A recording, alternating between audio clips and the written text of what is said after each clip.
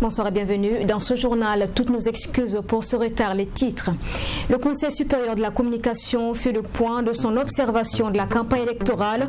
Les 140 observateurs déployés pour suivre les discours politiques ont également fait cas du non-respect des mesures barrières contre le Covid-19 lors des meetings.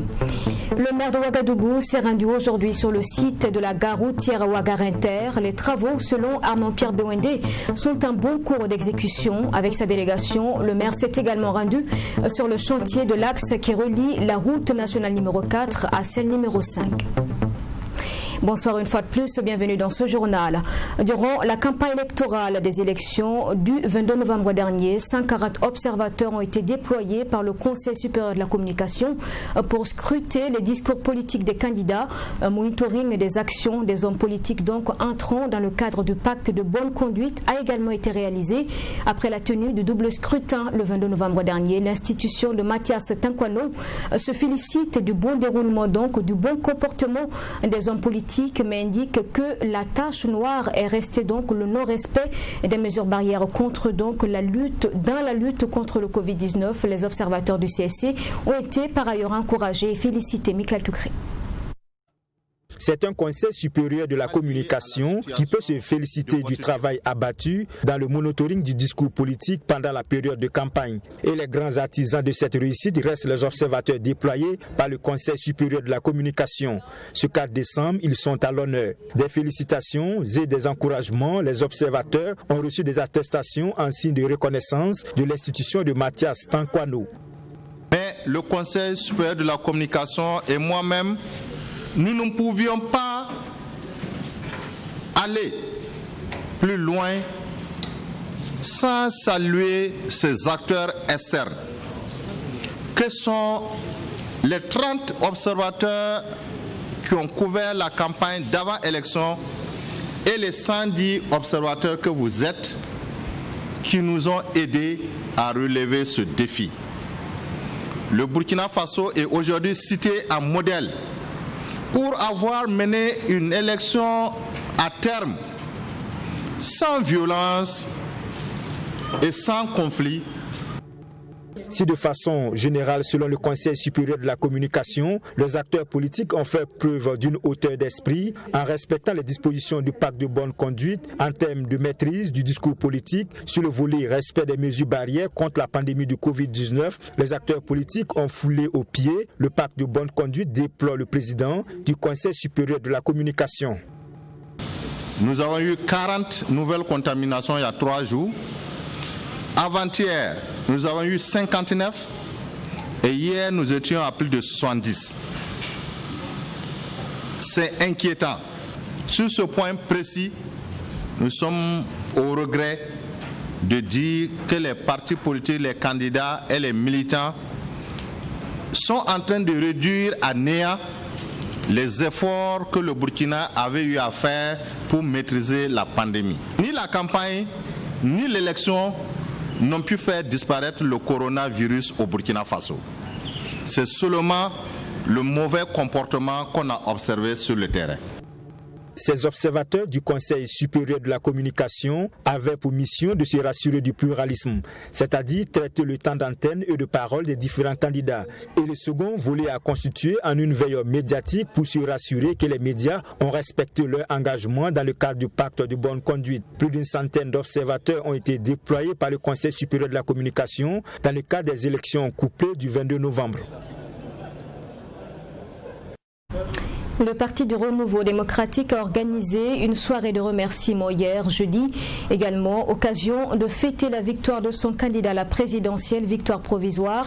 Cette cérémonie à Ouaga 2000 s'est déroulée dans une bonne ambiance en présence d'artistes, de chefs coutumiers et religieux. Un reportage Raketa Bilgo avec la voix de Nadine Zongo. C'est dans cette ambiance que la soirée de remerciement a débuté en présence des militants et militantes du Parti du Renouveau démocratique. Cette soirée a été le lieu pour le président du parti de remercier les militants pour avoir contribué à la réélection du président Roch-Marc Christian Kaboré. C'est une expression de joie ce soir parce que notre candidat, que notre parti a décidé de supporter, est passé au premier tour. C'est un sentiment de joie et ce soir nous avons pris notre temps pour dire merci à nos militants du Kadiogo et des communes rurales environnantes. Et pour ce qui concerne les législatives, le président du parti dit ne pas être découragé, mais se prépare pour les échéances à venir. Pour l'instant, l'heure est à la célébration de la victoire de leur candidat, Roch-Marc Christian Kaboré. Je pense que l'expérience n'a pas joué en notre faveur. Mais de l'autre côté, nous avons vu que le candidat que nous avons soutenu est passé au premier tour. Je vous dis que le PRD est sur toute l'étendue du territoire. Les listes n'ont pas été totalement retenues, mais j'ai constaté une mobilisation monstre de nos militants à voter le président. Et le travail et la mission ont été accomplis. C'est ça le plus important. Vous savez, un parti politique, c'est un cycle de vie. Voilà. Si nous nous lamentons parce qu'on n'a pas eu de députés, par la suite, c'est pas simple. C'est vrai que quand on part à la guerre, on espère quand même engranger, mais quand on rate également, on se prépare pour les échéances à venir. Rappelons que le Parti du Renouveau démocratique, PRD, a été créé en 2015. Il est également membre de l'Alliance des partis de la majorité présidentielle. À cette soirée, le président du parti a sonné la mobilisation des militants pour les élections municipales de 2021. Hier jeudi, conférence de presse conjointe des organisations de la société civile, Observateurs sans frontières et Mouvement pour la culture de la paix et l'amour de la patrie. Objectif, donner les conclusions de leur mission d'observation des élections couplées du 22 novembre dernier. Des dysfonctionnements et insuffisances ont été enregistrés selon les observateurs qui précisent que ces dysfonctionnements donc ne sont pas de nature à remettre en cause la crédibilité du scrutin. On en parle avec Michael Toukré. Ils sont au total 238 observateurs accrédités qui ont été déployés dans les 13 régions du Burkina Faso par les deux structures de la société civile. Des insuffisances ont été relevées, mais de façon concrète, ces faits n'entachent pas la crédibilité des résultats sortis des urnes. Il se trouve que toutes ces irrégularités-là ne sont pas profitables, c'est-à-dire en bien à un seul parti politique. Non! Toutes ces insuffisances, les mêmes partis politiques, les candidats indépendants, les vivent au même niveau, à un pied d'égalité. Donc ça ne peut pas remettre en cause la crédibilité ou les résultats de ces élections. Ça, nous le disons clairement. C'est un taux de participation au scrutin du 22 novembre relativement faible, souligne Observateurs sans frontières et le Mouvement pour la culture de la paix et l'amour de la patrie. Sur les 782 bureaux de vote observés à Bobo-Dioulasso et Ouagadougou, le taux de participation était moins de 50%. Et selon les chiffres, plus de 500 000 électeurs n'ont pas pu voter pour des insuffisances liées au processus électoral, mais aussi la question du défi sécuritaire. Mais un bureau de vote de 200 personnes qui étaient inscrits, on voit 62, 64 qui ont voté. Taux de 40, 20. Donc nous pensons que de façon générale, nous l'avons dit, le taux est relativement faible. Donc de façon générale, on peut dire que ça s'est bien passé, mais il y a des insuffisances énormes. Et pour aller dans le sens de la dernière question, nous allons dire que ces irrégularités-là ne sont même pas, selon nous, à même de remettre en cause les résultats du scrutin.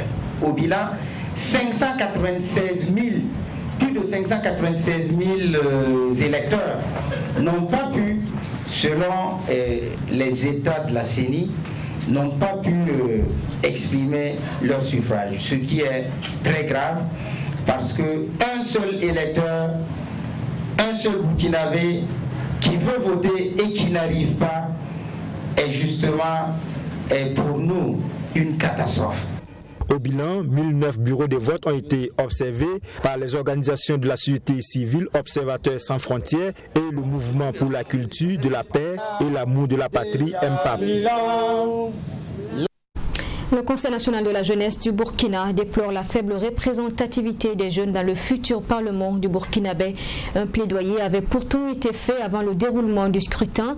Force donc est de constater que moins de 10% de la jeunesse moins de 10% des jeunes seront à l'Assemblée nationale et le Conseil national de la jeunesse indique qu'il mettra tout en œuvre pour un épanouissement de la jeunesse. On en parle avec Serge Badou.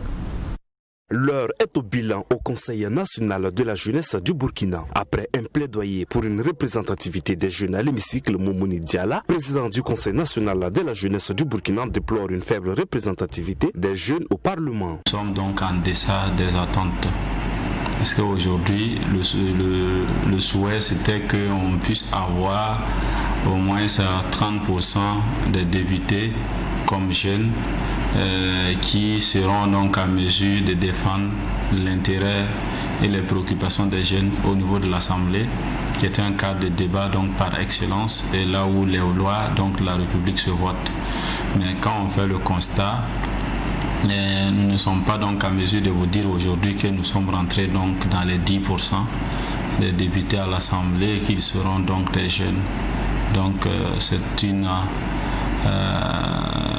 c'est une préoccupation qui est restée sans suite, qui est restée donc sans solution, dont nous comptons nous battre toujours pour la représentation donc des jeunes au niveau de l'Assemblée.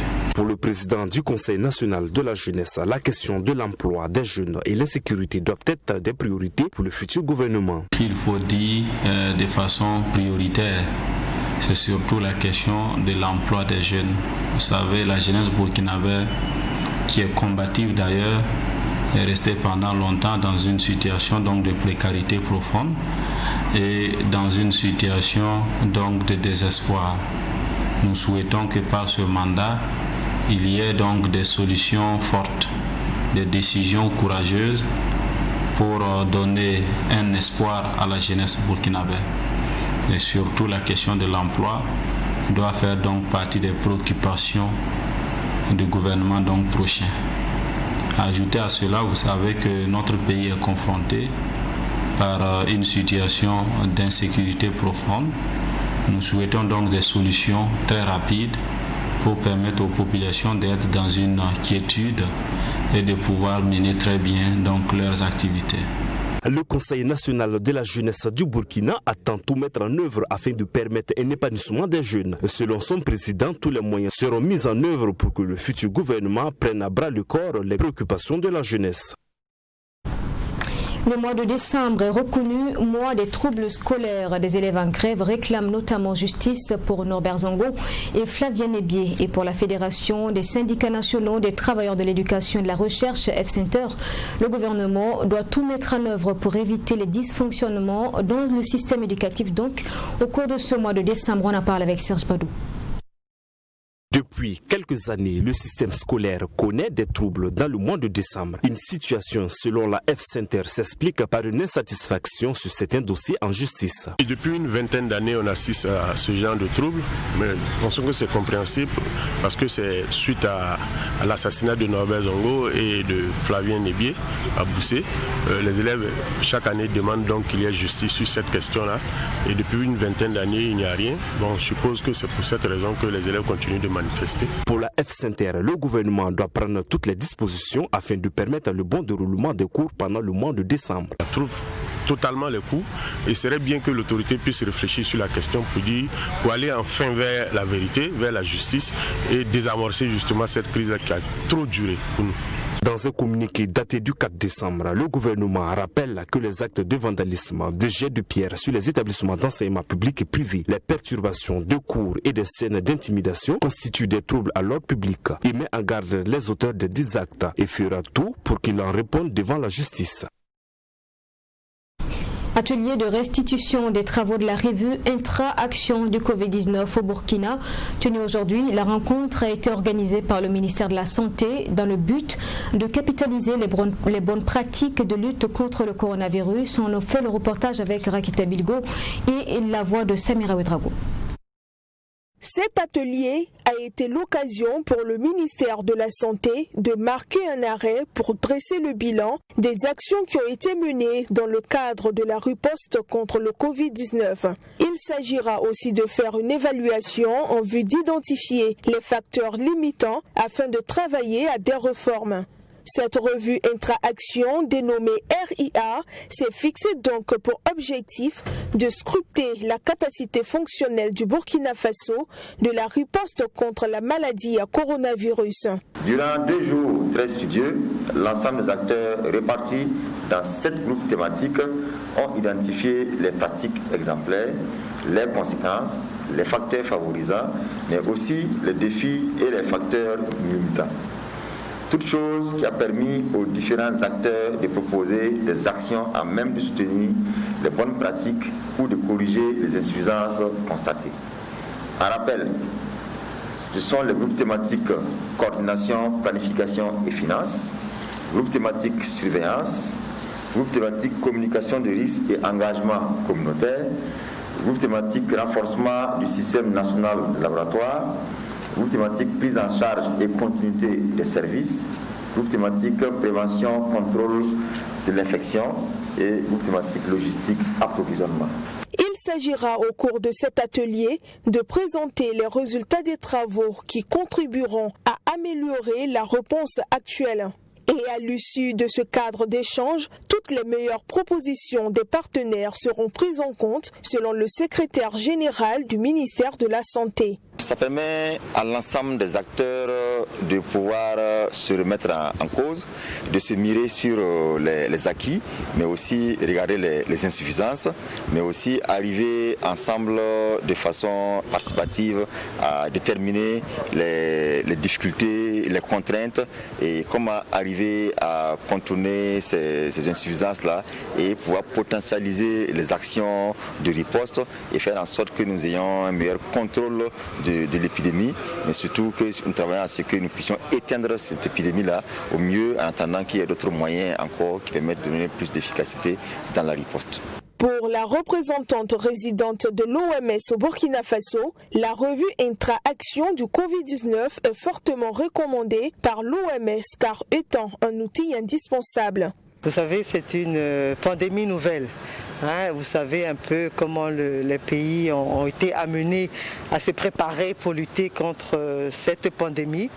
Et l'OMS recommande aux pays, à un moment donné, de faire cette revue intra-action pour voir un peu qu'est-ce qui a marché, qu'est-ce qui n'a pas marché, qu'est-ce qu'il faut faire pour la suite de la gestion de la pandémie.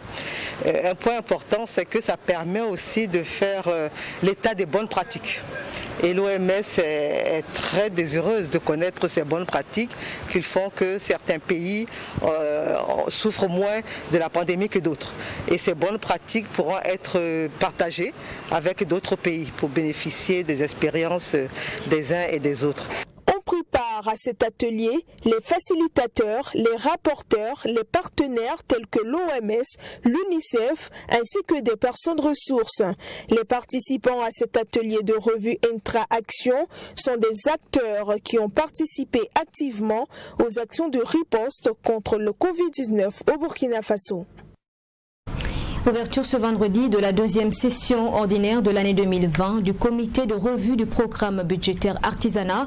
C'est une rencontre qui va servir de cadre pour les membres du comité d'examiner et adopter les documents de travail pour la mise en œuvre du programme en 2021. Sanata Serré. Ces membres du comité de revue du programme budgétaire artisanat vont au cours de cette session extraordinaire passer en revue l'état d'avancement du programme, examiner et adopter le programme de travail et de budget annuel 2021. Ce programme comporte 2 projets en cours d'exécution, à savoir le projet relatif au Centre national d'appui à la transformation artisanale du coton Sénatac et celui de construction et d'équipement du village artisanal de Bobo-Dioulasso. C'est la 2e session de l'année budgétaire 2020 et pour laquelle nous allons justement nous pencher sur l'examen et l'adoption des documents de travail pour l'année 2021. Donc il s'agira pour nous aujourd'hui, avec l'ensemble des membres du comité de revue, d'examiner les activités que nous envisageons d'organiser et réaliser au cours de l'année budgétaire 2021, et de nous accorder sur les budgets proposés et de recevoir également les orientations des membres du comité de revue pour la bonne mise en œuvre du projet.